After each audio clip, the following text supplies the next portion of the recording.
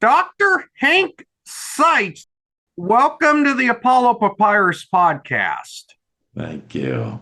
Thank you. Yeah, I love what you're doing and, focused on authors and book readers. And I think they're going to really enjoy our time together. That I have a very amazing story to share with everybody that I think will enjoy it. And I've written 24 top selling books. And one of them is called The Happiest Man in the World. Okay. I'm going to start with a couple of questions to uh, uh, help our listeners better understand you. What type of doctoral degree do you hold, and what is your work as a real estate businessman and religious minister like? Yeah, that's a great question. Thank you. That my PhD, I'm a mental scientist, and my PhD is in mental science. And what that is it's not our brain. Our brain actually controls as a physical apparatus in our head, if you will, that controls, goes down our spine and communicates with our organs. A mental scientist this is where our thoughts become things. And Aaron, it has been proven by science, and this is neuroscience, molecular biologists, quantum physicists have all in the last 5 years proven that it just takes 3 steps to create anything that we want. And the first step is our all powerful thought. Each one of us have this ability to be able to think and create the things that we want, the life that we want. And that step one is our thoughts. Step two is those thoughts, according to the scientists, create energy. And that energy is actually our feelings, our emotions. And then step three is that creates what the scientists call matter, matter. And to answer one of your questions on how did this get into being a minister and a spiritual teacher, in that those science and what I learned in school, if you will, is that it's just 3 steps. Thoughts create energy, energy creates matter. But I knew there was our higher power. Most people would call God, the universe, our higher power, our inner being, whatever you want to call it. And so I went to 4 years of seminary to figure out, how does God play in the role of creating our lives? And I found out. And it basically is, we only need to do 2 things. And the first thing, just like the scientist said, in agreement with the scientist, that step one is our thought. Now, let's take a minute to look at our thought, though. We have 60,000 thoughts every day, Aaron. And out of those 60,000 thoughts, about 80% of those thoughts are unwanted thoughts. Gee, I hope there isn't traffic. Gee, I hope don't get into an argument. And we're thinking about things we don't want. Okay, that gee, I hope my knee doesn't hurt anymore. And so we're always, and we've been brought up this way. We've been brought up to, fight against things, and we've been brought up to sacrifice, and we don't have to do any of those things. That again, in step one, we just need to be thinking about what we want. And what I do is I help people, and so kind of an answer to your question about real estate, that I attracted some different businesses, and I had my own management consulting company, international company, working with Fortune 100 companies around the world, and I could guarantee measurable results. And I basically did it with a program that I still offer to now individuals and people to guarantee their results, whether it's more business or better health or whatever. And the power that we have, Aaron, is just incredible. But most of us don't use our power to create what we want because we're thinking about what we don't want. So back to, there's 5 steps to creating. Step one is our thought. That thought then creates energy, just like the scientist said, our feelings. But that those feelings is our communication to the divine, if you will.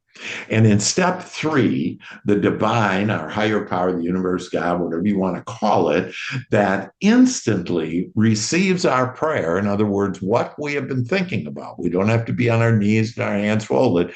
It's every moment of every day that our prayer is being received in step three, being received instantly and being answered.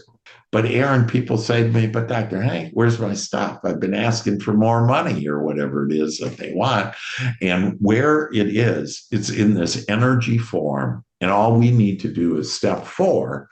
And that is to what I call Abe, to allow it, to believe it, to expect it. Normally, what we do is we have resistant thoughts and disallow. We may say, gee, I want to have more money. And then, we don't have a sale or whatever the circumstance, we lose our job or whatever. And then we start saying, oh, I don't have enough money. And so we split our energy all the time. But if we don't, and we allow what we ask for and believe that we can have it and expect it, then step five is we easily receive it. And so I help real estate agents, but I help entrepreneurs. I help people that, want to have better health, whatever it is that we have the power. And I've been blessed with the way in order to show the people on how to get everything that they want and have their dreams come true. What do you think about that, Aaron? That's a very good opening response. I only have about 20 minutes or so at the most left in this interview, and I have quite a few questions, several questions at least to go through, so keep that in mind. Okay. My next question is about an automobile wreck you were involved in a number of years ago. You were temporarily paralyzed as a result of the crash. How were you able to regain your ability to walk? Yes, you bet. Yeah, almost 10 years ago, I was in a major car accident. An 18-wheeler was towing an 18-wheeler. I was passing it on the right. They lost control of it, and it totaled my car and it totaled my body. That all my front teeth were knocked out. When I woke up, my left arm was broken. And when I woke up, they told me that I was permanently disabled, that I would not be able to feel from my waist down. And see, I don't honor the God of anybody's opinion except for the divine. And so I recognize that didn't make me feel good. And so I wanted to feel good. And what I did is when they tell me I couldn't walk, I said to myself, I didn't tell them, but I said to myself, I'm going to walk. And so what I would do, Aaron, is I would breathe deeply in and out, 5 seconds in and 5 seconds out. And I would just start to visualize me walking and movement in my legs and breath after breath, moment after moment, day after day, week after week, month after month. And all of a sudden, I felt a little movement in my right toe.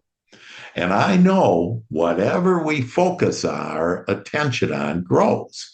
And so I focused my attention on my right toe, and that energy started to move up my right leg, across my waist, down my left leg. And I'm going to actually do it right now. And I stand up and I actually am turning around now. And people say, oh my gosh, when I'm on stage, I'm an international speaker as well. And when I'm on stage, people go, oh my God, you're a walking miracle. And I say, indeed, I am. But all of us are walking miracles. And we can literally create whatever we want because all things are possible with God, the divine. Now I get to ask you about the many books you've written without spoiling too much about your numerous books. And you probably have written too many of them to talk about every single one of them in this interview. But what are a few of your more notable books about? Yeah, I would say that this is a book. It's called Easy Money, Easy Life. And it is a book, but it's also a program. It has videos in it, it has a meditation from Archangel Michael, it has what's called the Joy Shot that people have paid me around the world $1,000 for. It literally improves the way that you think, that improves the way that your life is and having your dreams come true. And so Easy Money, Easy Life is a good one. Your Royal Path to Riches is another one where it talks about understanding how the conscious and subconscious mind work. And so I've been blessed. Again, I've been asking, it's this seek and you shall find, knock and the door shall be open, ask and you shall receive. And so I've been asking to get answers and solutions and understanding to how life plays. And I have been blessed to be told that. And that's why I have 24 books on it. But another one of the books is The Happiest Man in the World, and has an amazing story about when I was in the military and took down the Korean mafia. And so it's just an exciting book. And see, all of those experiences and all of the experiences that all of us have had can lead us to a better life if we allow it to. You are a believer in divine intelligence, or DI, and an important part of your philosophy is the seven archangels. What does it Yes. mean to channel with divine intelligence, and what are the seven archangels? You bet. Great question. And so, first of all, that there's AI, and that's artificial intelligence. And basically, you can go to ChatGPT. It's a great assistant. It's like an 8-year-old genius, and it's all a matter of what you ask it. And what it does is it gives you information that the world has accumulated in the past to the present. But what DI is divine intelligence. It is the intelligence that can show you the way to your path, to give you your desires, to have a long, happy, healthy, wealthy life. And all you really need to do is ask, and it shall be given to you. And so if you ask, I want to be shown the way, I want to have the divine, I want to have God, whatever word that feels best for you, on this meaning of it's this non-physical presence that is here that actually does the work. Biblically, it says, ask, you shall receive. And in the middle of that, the Father does the work. And I just explained to you on how the Father does the work and receives it and answers it there. And so we don't need to do the work. But again, we've been brought up saying we have to do the work. Now, those that have walked before us, all those that have walked before us, have asked us for 7 major things. And God has responded with 7 archangels. And the reason why we call them archangels, are kind of like, with wings, and they have different colors to every one of them, and they have a separate purpose. It's to kind of humanize them, to help understand that this loving energies of the archangels can help us. So I'm going to briefly go through the 7 archangels, but the first one is Archangel Michael. And Michael helps you to be a master at manifesting. And manifesting what? Your desires. And that's number one. And that's why when I was ordained, I actually was introduced to Archangel Michael. And it was just a marvelous experience as I was being ordained. Afterwards, it was a small church, about 20 really spiritual people there. And as I was being ordained, I could feel this power. And all of a sudden the thoughts came to me, this is Archangel Michael. And it came from out of the blue, if you will, Archangel Michael. And afterwards, the audience, they went single, one by one, came up to me and congratulated me. And one of the people says, oh, it was so wonderful seeing Archangel Michael there. And I went, oh my gosh, How did he know? He must feel this energy that I did too. And a few more people walked by, and another person said, oh, it was wonderful having Archangel Michael. Anyways, I then created this relationship with Archangel Michael, who introduced me to the other archangels. Archangel Raphael. And Raphael is this emerald green light energy and angel dust that gives us better health.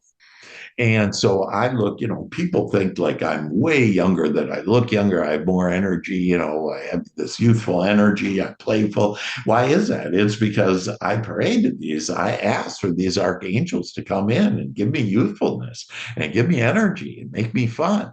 And so there's Raphael, but then there's Gabriel, and Gabriel can help you become an angel of communication.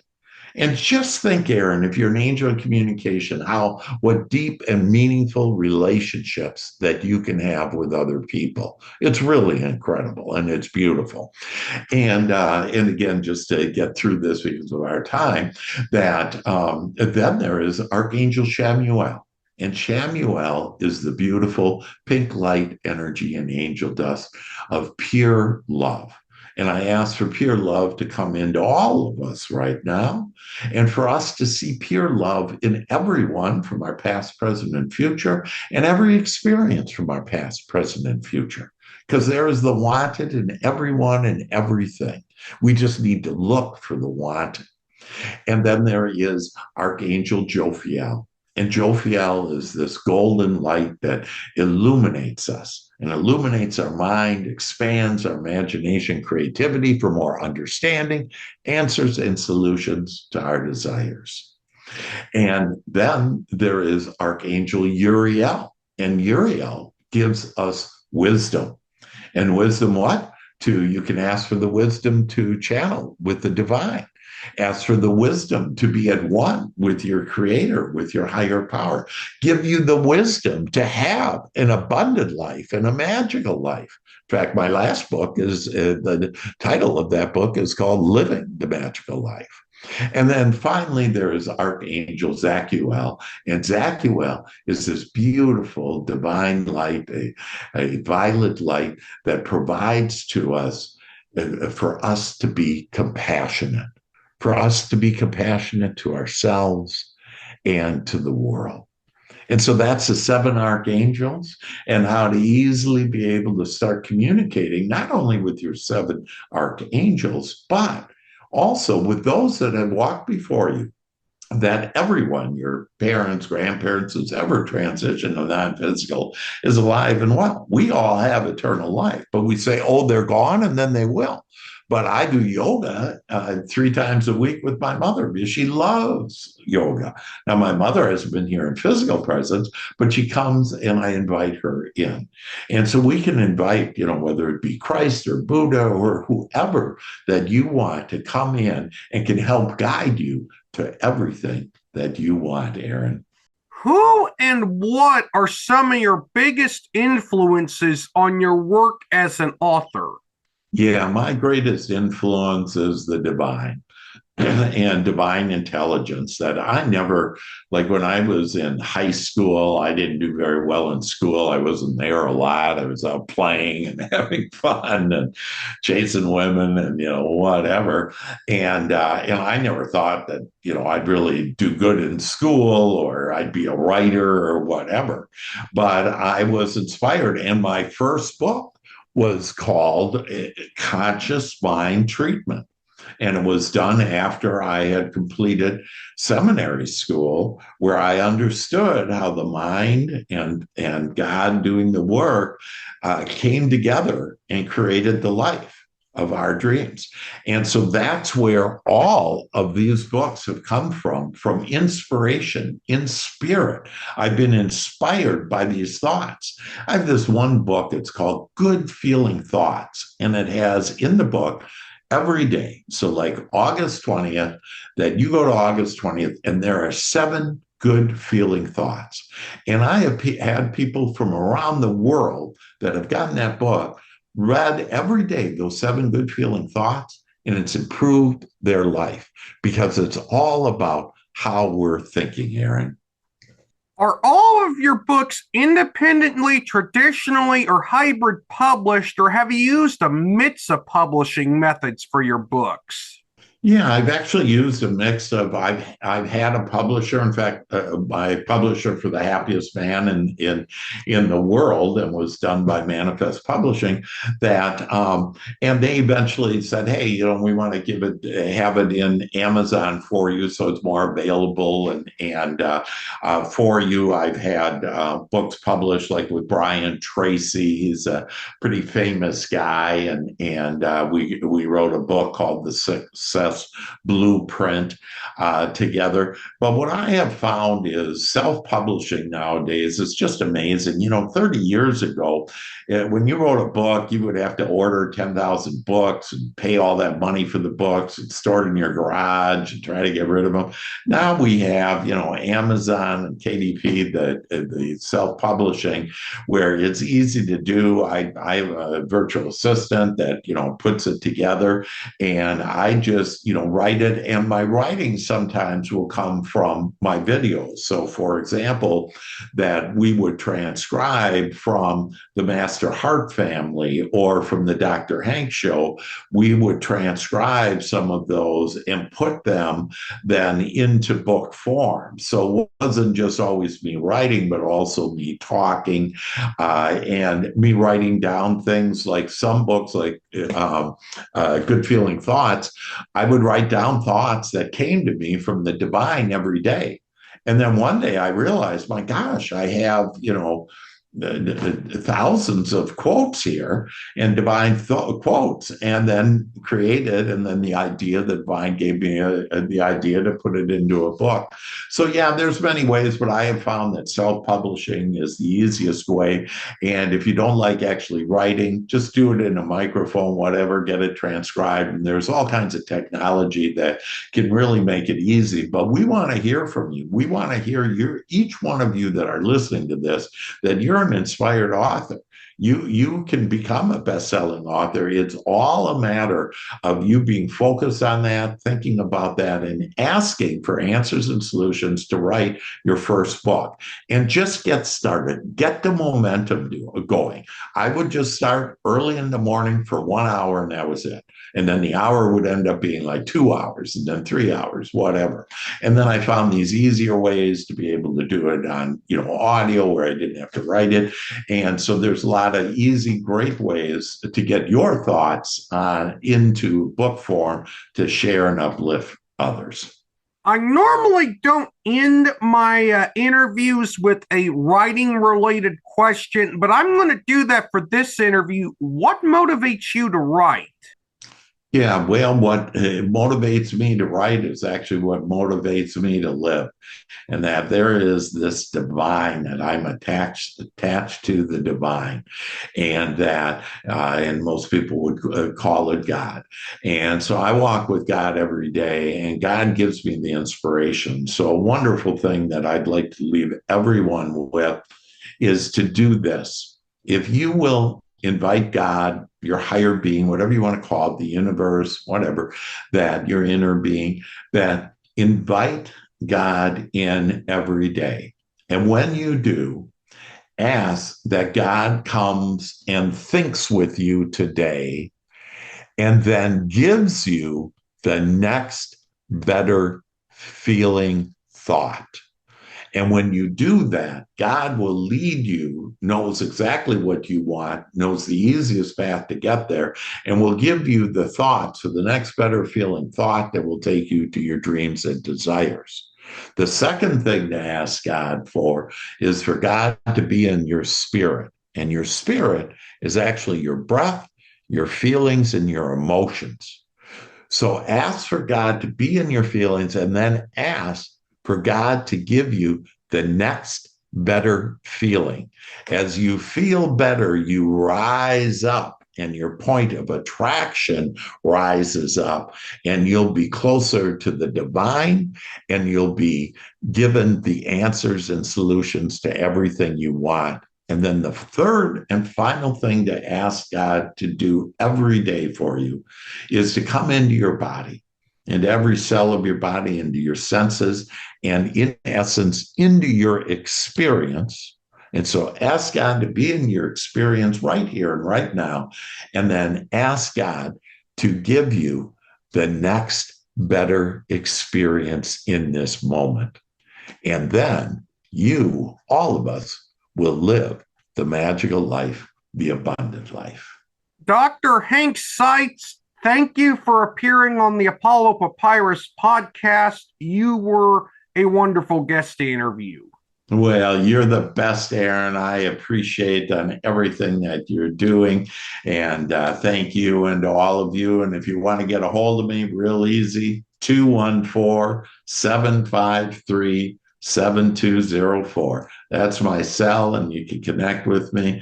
And I'm happy to help you in any way that I can become your greatest possibility.